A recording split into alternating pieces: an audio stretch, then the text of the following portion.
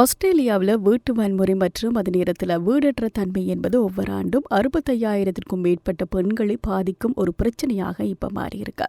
Australia முழுவதும் வீடற்ற தன்மைக்கு குடும்ப வன்முறை முக்கிய காரணமாக சொல்லப்படுகிறது.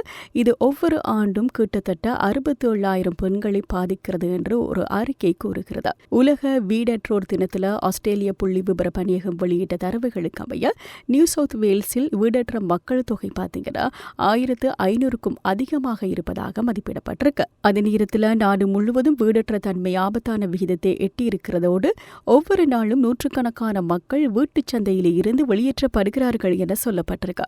அதிகரித்து வரக்கூடிய வாடகைகள், வீட்டு வன்முறை, அதே நேரத்தில் ஆரம்பகால தலையீடு இல்லாதது பெண்கள் மற்றும் குடும்பங்களை மேலும் நெருக்கடியில் தள்ளுவதாக சொல்லப்பட்டிருக்கு. அதே நேரத்தில் ஆஸ்திரேலியா 40 ஆண்டுகளாக வீட்டு வசதியை எதிர்கொள்வதாக சொல்லப்பட்டிருக்கு.